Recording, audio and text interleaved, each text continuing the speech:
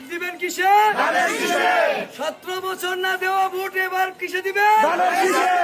এবারের ভোট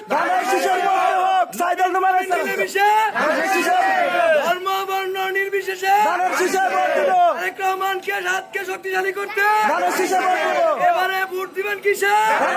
দিব কিসে ধানের শীষে, ভোট দিব কিসে ধানের শীষে। আসলে